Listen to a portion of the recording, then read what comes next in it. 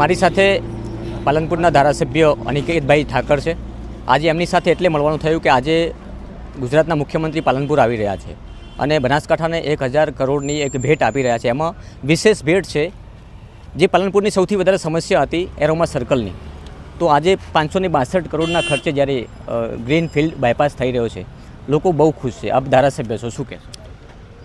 પાલનપુરની અંદર એરોમા સર્કલની વર્ષો જૂની તકલીફ હતી અને ટ્રાફિકની અભૂતપૂર્વ સમસ્યા ત્યાં હતી।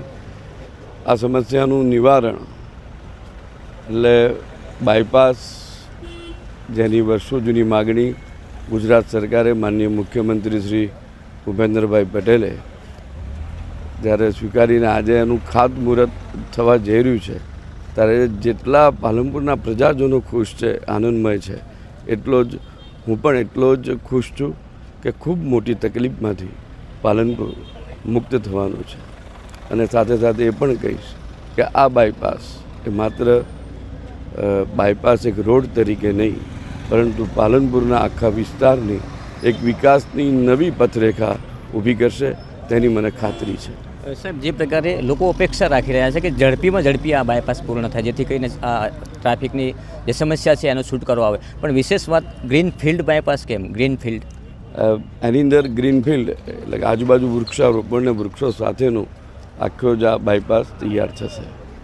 એટલે એના વગર જે 22 જેટલા કામો છે બનાસકાંઠામાં, એટલે ટોટલ 1000 કરોડના ખર્ચે જ્યારે આ લોકાર્પણ થવા જઈ રહ્યા છે, જેમાં 7 જેટલા પ્રોજેક્ટો અમુક છે એના લોકાર્પણ, અમુક ખાતમુહૂર્ત છે, તો બનાસકાંઠાની આટલી મોટી ભેટ કેટલા ખુશ? લગભગ જોવા જઈએ તો દરેક ક્ષેત્રમાં, એટલે કે હેલ્થના ક્ષેત્રમાં પણ લોકાર્પણ છે, ઇન્ફ્રાસ્ટ્રક્ચરની એટલે અમારી વર્ષો જૂની માગણીઓ જે લક્ષ્મીપુરા બ્રિજ, રતનપુર બ્રિજ, ડીસાની અંદરનો આખો એક રેલવે ઉપરનો બ્રિજ, અમારું જે લોકાર્પણ જેનું થવાનું છે એવું ગઠામણનું અમારું ચોકડીનું જે ટ્રાફિકનું એક એ પણ એપી સેન્ટર હતું એનો બ્રિજ, તો અને સાથે સાથે એકેડેમિક રીતે જોવા જઈએ તો એક ડાયટની અંદરથી સરકારી બીએડ કોલેજ છે, સરકારી આદર્શ નિવાસી કન્યા છાત્રાલય, અને એ પણ નિવાસી સાથે એ જ રીતે એક છાત્રાલય પાર્ટ 2 એનો ડિવિઝન 2 એનું પણ છે।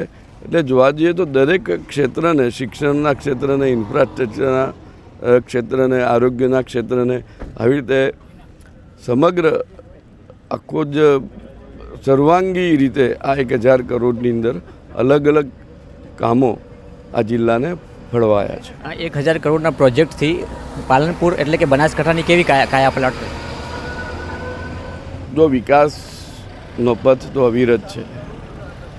આજે બાયપાસ થયો, કાલે આપણી પ્રજાની બીજી માગણી છે, બીજી જરૂરિયાત હશે, એટલે આ વિકાસની પ્રક્રિયા માનનીય આપણા વડાપ્રધાન નરેન્દ્રભાઈ મોદી અને ગુજરાતના આપણા મુખ્યમંત્રી ભૂપેન્દ્રભાઈ પટેલની સરકારમાં અવિરત ચાલુ રહેશે। બાયપાસ નીકળવાનો છે તો એ ખેડૂતો સાથે પણ આજે વાર્તાલાપ થવાનો છે, આ મુખ્યમંત્રીશ્રીનો સંવાદ થવાનો છે। આભાર અમારી સાથે જોડાવા બદલ। તો આ હતા પાલનપુરના ધારાસભ્ય અનિકેતભાઈ ઠાકર કે આજે જ્યારે પાલનપુર ખાતે મુખ્યમંત્રી આવી રહ્યા છે 1000 કરોડ રૂપિયાના જ્યારે કામો લઈને બનાસકાંઠાને એક અપ્રિમ ભેટ આપી રહ્યા છે, ત્યારે મહત્ત્વની વાત બનાસકાંઠા માટે એ છે, સૌથી વધુ માથાના દુખાવા સમાન એરોમા જે સર્કલ છે તેને લઈને અનેક સમસ્યાઓ અનેક લોકોને અત્યાર સુધી નડી, પરંતુ આવનારા સમયમાં એટલા માટે નહીં નડે કારણ કે આ 562 કરોડના જે પ્રોજેક્ટ છે ગ્રીનફિલ્ડ બાયપાસ, આ સમસ્યાઓ હલ થવાની છે।